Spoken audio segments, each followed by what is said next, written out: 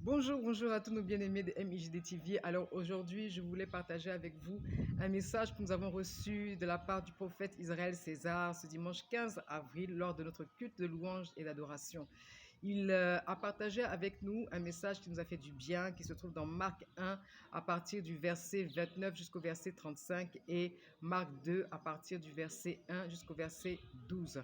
Alors il a donné un thème très intéressant qui est du jamais vu sera vu. Oui, du jamais vu sera vu. C'est ce qu'il a échangé avec nous durant ce culte d'adoration et de louange. Je voulais partager ce message avec vous parce que c'est un message qui nous a fait du bien et je pense que ça pourra vous fortifier durant toute cette semaine-là.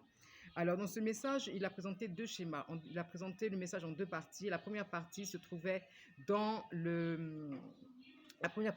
se trouvait dans Marc 1, où il a présenté Jésus qui était en train d'exercer son ministère, qui était en train de guérir les malades, d'opérer des miracles, de prêcher dans les synagogues. Et nous avons vu que beaucoup de personnes sont venues à lui et Dieu s'est glorifié. Et au bout d'un certain moment, il a quitté la vie de Galilée pour partir ailleurs. Mais nous voyons que dans Marc 2, quelques jours après, le Seigneur Jésus-Christ revient. Il revient avec tout son staff, les disciples, etc. Et il recommence encore le ministère. Mais cette fois-ci, il y a un acteur très important qui rentre en ligne de compte, qui est le paralytique. Amen. Le paralytique qui survient dans cette histoire-là et qui est très intéressant. Pourquoi? Parce que dans ce passage-là, nous voyons que beaucoup de personnes sont venues à Christ. Ils sont venus ils sont venus à lui et la Bible nous dit que dans ce passage, la maison était remplie de personnes, remplie d'âmes qui étaient dans le besoin, où chacun essayait de lutter pour avoir et obtenir sa guérison, sa délivrance, sa restauration. Et le pauvre paralytique, il se demandait, mais comment je vais faire pour y arriver? La première fois, je l'ai raté. La deuxième fois encore, je ne peux pas avoir accès. Et je peux dire que ça correspond un peu à ce que nous vivons chaque jour dans notre vie. C'est-à-dire que quoi? Tu veux avoir accès à Christ, tu veux que le Seigneur puisse te résoudre ton problème, répondre à ta situation. Tu as l'impression que tout est compliqué, tout est bloqué, tout est fermé. Tu essayes toutes les situations, tu as l'impression vraiment que tu vas jamais t'en sortir. Et Dieu, qu'est-ce que Dieu fait à ce moment-là? Dieu suscite des porteurs. Oui, il a eu la grâce d'avoir des porteurs qui l'ont porté, qui ont porté son lit, le lit où il était couché, le lit où il était infirme, le lit où il était incapable de se lever lui-même pour aller vers le Seigneur Jésus-Christ. Ce lit-là, le Seigneur a commencé à se glorifier puissamment parce que le Seigneur a transformé son histoire de paralytique en quelque chose de glorieux. Le Seigneur a opéré le miracle. Le Seigneur a changé sa situation au travers des porteurs. Et le Seigneur va susciter des porteurs pour toi. Le Seigneur va susciter des personnes là où tu es limité psychologiquement, moralement, physiquement, financièrement, tu es sous les dettes, tu es dans un divorce, tu as des problèmes dans ton foyer, tu as des problèmes avec tes enfants, tu as des problèmes dans ton travail, tu ne sais plus comment faire, tu n'arrives plus à boucler les fins de mois, tu es en train de perdre ton logement, tu es en train de perdre ton travail, tu vois que tes parents sont malades, tu ne sais pas comment tu vas tu vas les soigner à l'hôpital, les ordonnances s'accumulent, une situation que tu vis, tu ne sais pas comment tu vas faire. Tu vas voir qu'au niveau de la justice, on t'accuse de certaines choses. Tu veux sortir de là, tu ne sais pas comment tu vas faire. Des choses, des situations que tu ne sais pas, qui viennent te trouver, qui viennent t'oppresser, soit volontairement, soit involontairement, soit par l'influence de puissances maléfiques ou de liens ancestraux, tu te retrouves engouffré dans des situations, mais le Seigneur est en train de te dire au travers de ce message que quelle que soit la source, quelle que soit la base, quelle que soit la racine, quelle que soit la fondation, quel que soit ce qui active ce problème-là dans ta vie qui ne veut pas te lâcher, le Seigneur Jésus-Christ de Nazareth va susciter des porteurs pour que ta situation change. Je veux que derrière cette vidéo, là où tu es actuellement, tu puisses me dire un Amen à cette parole, parce que je veux te dire que là où c'était fini, là où c'était bloqué, là où tu dis, mais c'est quoi elle me dit là? Il y a des gens même qui sont là, qui sont devant moi, qui m'oppressent jour et nuit. La nuit, je dors pas, je fais des cauchemars, je fais des songes bizarres où on vient me visiter, on cherche à me tuer, on cherche à me violer, etc.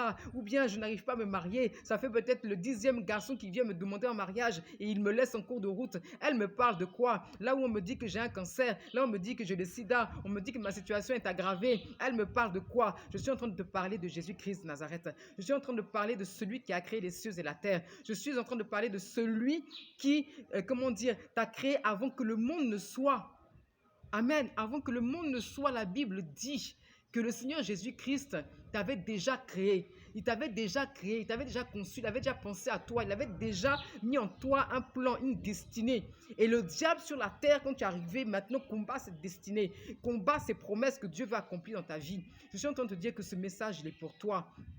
Et je veux que ta foi soit reboostée, soit restaurée, soit encouragée, soit fortifiée pour que tu puisses commencer à dire comme Moïse dans Hébreux 11, verset 24, là où Moïse a accepté la foi que Christ a communiquée en lui, la parole que Dieu lui a donnée, la paix, l'alliance que Dieu a tissée avec lui. Il a accepté cela, il a renoncé à tout ce que le monde, les puissances des ténèbres, l'Égypte lui avait transmis. Il a déclaré qu'il n'était plus le fils de la fille de Pharaon. Commence à déclarer que tu n'es plus le fils et la fille du diable. Tu n'es plus le fils et la fille des sorciers de ta famille. Tu n'es plus le fils et la fille de tous ceux qui veulent t'empêcher d'avancer, de tes ennemis. Tu n'appartiens plus à ces influences maléfiques-là, mais tu appartiens à Jésus-Christ. Commence à le déclarer sur ta vie pour que ton nom qui était Jacob devienne Israël, pour que ton nom qui était captivité devienne liberté, devienne promesse, pour que ton nom change, ton histoire change. Là où les gens ont dit que c'est fini pour toi cette année, là où le diable est en train d'organiser des choses autour de toi, pour que tu n'aies plus foi même au Seigneur Jésus-Christ, pour que tu dises, mais ma situation là, c'est comment? Ce Jésus là même là, il est où? Je dis, là où tu n'arrives pas à avoir accès à lui, là où tu avais l'impression qu'il ne pouvait pas te voir ni t'entendre, même Jésus même va être étonné, parce que Jésus même était étonné de voir le paralytique, de voir la foi. La Bible nous dit que Jésus était étonné de la foi de ces personnes-là. Je dirais qu'il y a des personnes qui vont se présenter, qui vont te porter dans tes faiblesses et qui vont te booster dans la foi, qui vont être des vecteurs, des éléments de ton miracle, de ta bénédiction, pour que Jésus lui-même soit étonné. Et Jésus sera dans l'obligation de te bénir. Et tu seras un sujet d'étonnement pour ton entourage, pour ta famille, pour ton église, pour ton quartier, pour ton travail, pour la nation et même peut-être internationalement. Je veux dire par là que ton histoire ne fait que commencer. Je veux dire par là que quelque chose de grand va se passer. Je veux dire que par là, le Seigneur a dit que personne ne peut t'arracher entre ses mains. Amen. Personne ne peut t'arracher entre ses mains. Tu lui appartiens. Tu es sa propriété privée. Si les démons voulaient te tuer, les sorciers voulaient te tuer, depuis longtemps, ils l'auraient fait. Si le Seigneur Jésus-Christ lui-même t'a fait sortir d'une famille où il y avait des idolâtries, il y avait de l'adoration des os, l'adoration des fétiches, toute forme d'adoration. Si le Seigneur t'a fait sortir de ces puissances mystiques, de ces sorcelleries-là, sans demander même ton avis, il t'a fait sortir de là-bas. Est-ce que tu penses que c'est parce qu'il va te laisser en cours de route? C'est parce qu'il veut que tu aies un témoignage. Il veut que tu puisses dire, là où tout était fermé, là où les gens ne croyaient plus en toi, là où ta situation était compliquée, je dis plus c'est compliqué, plus la gloire de Dieu, plus le témoignage sera puissant. Là où le diable voulait changer ton nom, il voulait t'accuser de choses que tu n'as pas fait, salir ton témoignage pour que toi-même ton appartenance en Christ soit souillée. Je dis et je déclare que celui qui va vouloir se lever pour t'empêcher de rentrer en possession de ta bénédiction, de tes promesses, de ton élévation, de ton témoignage cette année, celui qui va oser qu'il tombe et qu'il meure, celui qui va vouloir prétendre dire que toi tu as échoué, que le Seigneur commence à le confondre, que la gloire de Dieu cette semaine soit ton partage, que la bouche de tes ennemis se ferme, que l'ennemi qui se lève au travers de certaines situations, certaines personnes, certaines puissances pour t'influencer et te décourager, que le Seigneur commence à se lever sur toi,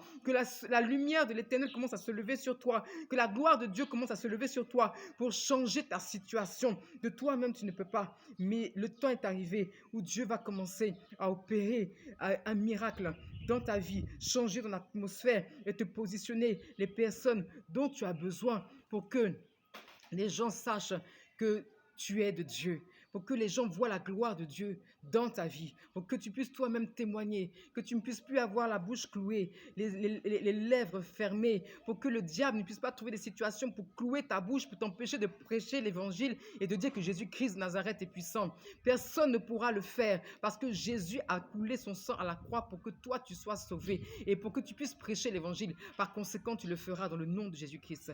Merci pour cette attention et je crois que cette semaine est scellée dans le sang de l'agneau et que vous aurez de grands témoignages. Que Dieu vous fortifie. Soyez bénis au nom de Jésus-Christ. Amen.